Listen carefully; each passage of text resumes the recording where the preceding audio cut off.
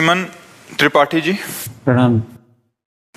महाराज जी, आपका एक प्रश्न है, ये काफी बच्चों का भी प्रश्न है। महाराज जी, फ्यूचर को लेके बहुत चिंता होती है कि 5 साल बाद क्या होगा, जब मैं नौकरी अगर लगेगी नहीं होगा। महाराज जी, कुछ चीजें हमारे कंट्रोल में ही नहीं होती। महाराज जी, ऐसे में मन को, दिमाग को कैसे स्थिर रखें? देखो, जब भजन करोगे तो कल की चिंता का भाव खत्म हो जाएगा। ना कोई फीस। देखो आपका अंदर से क्या ज्ञान प्रकट होता है, एकदम आनंदित रहोगे बच्चा, एकदम आनंदित रहोगे। हमारी बात मान लो, अगर हम भगवान के सहारे हैं तो हम आपको बार बार कहते हैं किसी भी बात की कमी नहीं है और किसी को चिंता नहीं। इनको इसलिए चिंता नहीं कि महाराज जी बैठे हैं, हमको इसलिए चिंता नहीं कि भगवान है। सब एक दूसरे के आश्रित होकर भगवान का आश्रय ला, किसी को कोई चिंता नहीं। आप चिंतित क्यों हो रहे हैं, अपने लिए परेशान क्यों हो रहे हैं? हम कहते हैं आप ब्रह्मचर्य रह के देखो और नाम जप करो, बड़ी बड़ी विपत्तियों को रौंद के न निकल जाओ। तो हमसे बताओ, ब्रह्मचर्य वो पावर है जो आपकी सोच को पॉजिटिव करता है। लोग समझ नहीं पा रहे। और ब्रह्मचर्यहीनता जहां जैसे जैसे आती जाएगी, आपकी सोच निगेटिव होती चली जाएगी। निगेटिव सोच ही मृत्यु है और पॉजिटिव सोच ही जीवन है। अगर हमारा पॉजिटिव चिंतन है तो हम बहुत आनंदित रहेंगे दुख में भी। अगर निगेटिव चिंतन है तो सब सुविधाएं हैं लेकिन हम परेशान रहेंगे। अगर हम आज दहाड़ रहे हैं तो भगवान की शरण में और ब्रह्मचर्य से हैं, उससे हम दहाड़ रहे हैं, भगवान की शरण में और ब्रह्मचर्य। वही तुम्हें सब नौजवानों को कहते हैं, तुम थोड़ा जिसे निकालने में इतना आनंद समझते हो उसको रोक के तो देखो, बहादुर बन जाओगे, माया पर विजय प्राप्त कर लोगे। हर विपत्ति, हर संकट को रौंदने की सामर्थ्य आ जाएगी। धर्म से चलो, पवित्र आचरण करो। क्यों भविष्य की चिंता करते हो? वर्तमान को संभालो।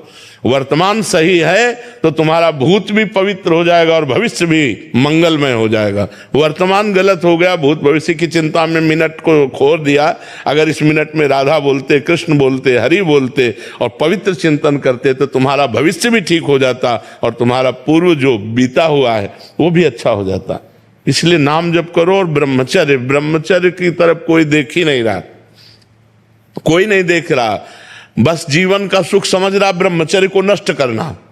नए नए बच्चे समझ रहे हैं जितना ब्रह्मचर्य को नष्ट कर लो उतने सुख भोग लो, ये तुम्हारे जीवन का नाश है। ब्रह्मचारी रहो, जब परिपक्व ब्रह्मचर्य हो जाए 20-22 के बाद, जब ब्याह हो, फिर गृहस्थी में संयोग करो, कुछ नहीं बिगड़ सकता।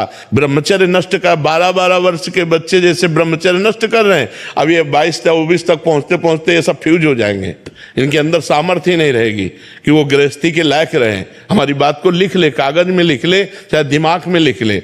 अगर धर्म से चलोगे तो तुम कम से कम संसारिकता का भी तो निर्वाह कर पाओगे, नहीं तो संसारिकता का निर्वाह नहीं कर पाओ। अरे नए बच्चे तो ऐसे टमाटर जैसे रखे होने चाहिए गाल और चेहरा।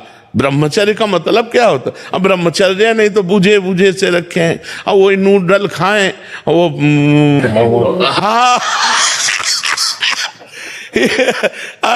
हाँ 1 लीटर 1.5 लीटर मठा पी के 4 मोटी रोटी खाकर दंड बैठक मार के किसान आदमी जो है मेहनत, अब ये मोमोज खा कर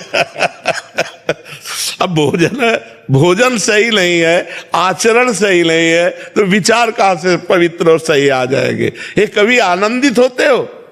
एकांत में चिंतन करके कभी आनंदित होते? कभी नहीं। एकांत में चिंतन करके और डिप्रेशन में पहुंचोगे। क्यों? भगवान का चिंतन नहीं। जब हम एकांत में होते, अपने प्रभु से होते, तो हृदय में आनंद की उफान आती है, आनंद की उफान। अब जब आप एकांत होते हैं तो आप गहरी चिंतन करते हैं भूत भविष्य का, गहरा चिंतन करते हैं धन का, गहरा चिंतन करते हैं क्या होगा, तो आप परेशान हो जाते हैं।